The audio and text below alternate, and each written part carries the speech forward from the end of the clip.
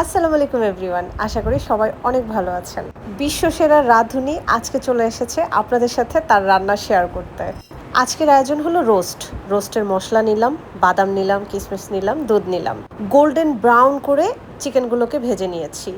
এবার ব্লেন্ডারে খুব ভালো করে রোস্টের যত মশলা আছে সবগুলোকে ব্লেন্ড করে নিলাম।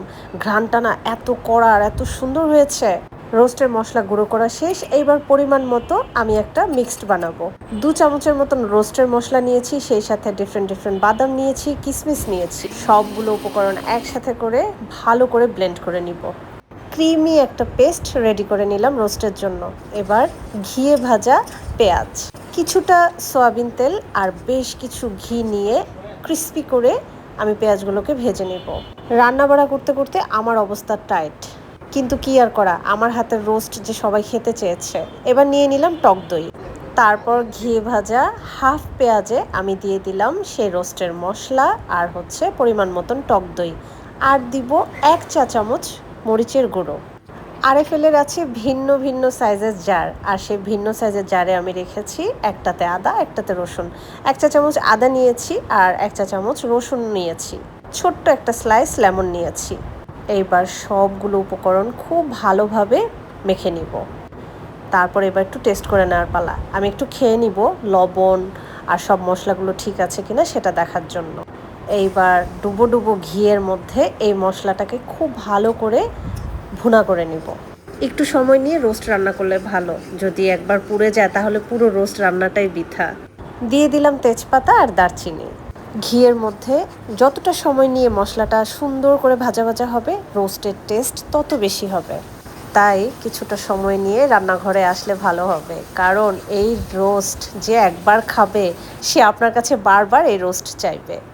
রোস্টের মশলাটা একদম ভাজা ভাজা হয়ে গেছে আর ঘিটা উপরে উঠে এসেছে। এখন আমি পুরো চিকেনটা দিয়ে দিব আর একটু করে সবগুলো মশলা চিকেনের সাথে মাখিয়ে ভাজা ভাজা করব।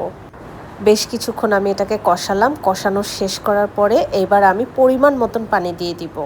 খুব বেশি পানি দিলে কিন্তু রোস্টের চিকেনটা নষ্ট হয়ে যায়, মানে মাংসটা একদম খুলে খুলে চলে আসে। পরিমাণ মতন পানি দিয়ে আমি ঢেকে দিয়েছিলাম। এখন ঢাকনাটা একটু উল্টে দেখলাম সব ঠিক আছে কিনা। তারপর আবারও কিছুক্ষণের জন্য আমি ঢাকনা দিয়ে এবার একটা মিল্ক রেডি করব। মুচমুচে ঘিয়ে ভাজা বেরেস্তা নিলাম আর দুধ নিলাম, দুইটা একসাথে করে এত সুন্দর ক্রিমি একটা পেস্ট রেডি করেছি। এবার এই ক্রিমি পেস্টটা আমি রোস্টের উপরে দিয়ে দিব। দুধের এই ক্রিমি পেস্টটা দেওয়ার পরে আরও কিছুক্ষণ রান্না করব, তবে এখন একদমই ঢাকনা দিব না। রান্না করছিলাম আর সবাই খুব মজা করছিলাম, আর ওই টাইমে আমি বলছিলাম হায় মে তো থাক গাই।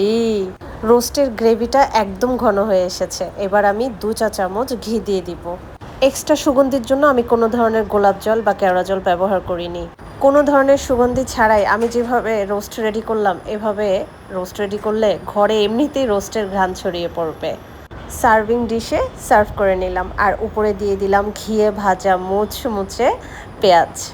আমি আসলে পাক্কা রাঁধুনি না, কিন্তু রান্না করতে আমি বেশ ভালোবাসি, আর রেঁধে কাউকে খাওয়াতেও খুব ভালোবাসি। আমার আজকের ভিডিওটা আপনাদের কেমন লাগলো অবশ্যই কমেন্টসে জানাবেন। দেখা হবে নেক্সট ভিডিওতে। আল্লাহ হাফেজ।